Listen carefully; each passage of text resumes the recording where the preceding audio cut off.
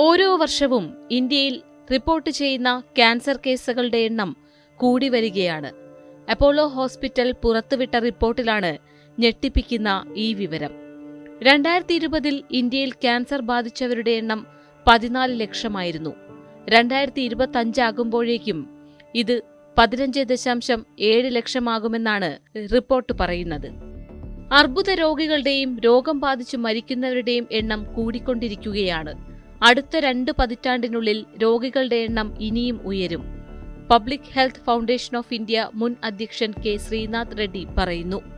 ശരീരത്തിലെ ചില കോശങ്ങളുടെ അനിയന്ത്രിതമായ വളർച്ചയും അവ മറ്റ് ശരീരഭാഗങ്ങളിലേക്ക് പടരുന്നതുമാണ് ക്യാൻസർ അഥവാ അർബുദം.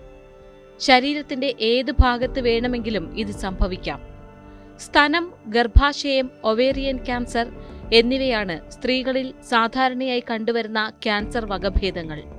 പുരുഷന്മാരിൽ സാധാരണയായി വായ, ശ്വാസകോശം, പ്രോസ്റ്റേറ്റ് ക്യാൻസർ എന്നിവയാണ് കണ്ടുവരുന്നത്.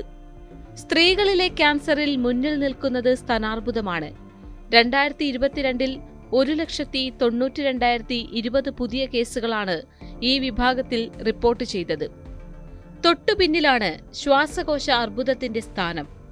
അന്നനാള ക്യാൻസറും പുരുഷന്മാരിൽ സാധാരണയായി കണ്ടുവരുന്നുണ്ട്. ആളുകളുടെ ആരോഗ്യകരമല്ലാത്ത ജീവിതശൈലിയാണ് അർബുദ രോഗങ്ങളുടെ പ്രധാന കാരണമെന്ന് വിദഗ്ധർ പറയുന്നു.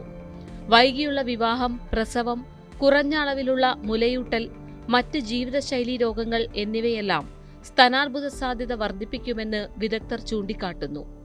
ജനിതക പ്രശ്നങ്ങളും അർബുദത്തിന് വഴിവെക്കുമെന്നും വിദഗ്ധർ പറയുന്നു. പുകയില, ഗുട്ക, പാൻ മസാല പോലെയുള്ളവയുടെ ഉപയോഗം ഓറൽ ക്യാൻസർ ഉണ്ടാക്കുമെന്നും പഠനങ്ങൾ വിലയിരുത്തുന്നു. HPV അണുബാധ, ആരോഗ്യകരമല്ലാത്ത ലൈംഗിക ബന്ധം, HPV വാക്സിൻ എടുക്കാത്തത് ഇവയെല്ലാം സ്ത്രീകളെ ഗർഭാശയ ക്യാൻസറിലേക്ക് നയിക്കുമെന്നും വിദഗ്ധർ ചൂണ്ടിക്കാട്ടുന്നു. വീടിനകത്തും പുറത്തും നിന്നേൽക്കുന്ന പരിസ്ഥിതി മലിനീകരണമാണ് ശ്വാസകോശ അർബുദത്തിലേക്ക് നയിക്കുന്നത്. ഇന്ത്യയിലെ ജനങ്ങളുടെ ഭക്ഷണരീതിയിൽ കാര്യമായ മാറ്റം വന്നിട്ടുണ്ട്.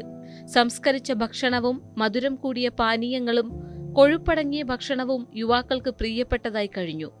ഇതെല്ലാം യുവാക്കളിൽ ഹൃദ്രോഗവും പ്രമേഹവും വർദ്ധിക്കാൻ കാരണമായി. പൊണ്ണത്തടിയും കൂടിയിട്ടുണ്ട്. സോനിപത്തിലെ ആൻഡ്രോമിഡ ക്യാൻസർ ഹോസ്പിറ്റലിലെ ഡോക്ടറായ ദിനേശാണ് ഇക്കാര്യം വ്യക്തമാക്കിയത്. ഇന്ത്യയിൽ ഓരോ വർഷവും ദശലക്ഷക്കണക്കിന് പേരിലാണ് ക്യാൻസർ സ്ഥിരീകരിക്കുന്നത്. രോഗം സ്ഥിരീകരിക്കുന്നവരിൽ 4% കുട്ടികളാണെന്നും പഠനത്തിൽ പറയുന്നു. ഇന്ത്യയിലെ 41% ആശുപത്രികളിൽ മാത്രമാണ് ക്യാൻസർ ബാധിതരായ കുട്ടികൾക്കായുള്ള പ്രത്യേക ചികിത്സാ വിഭാഗമുള്ളത്.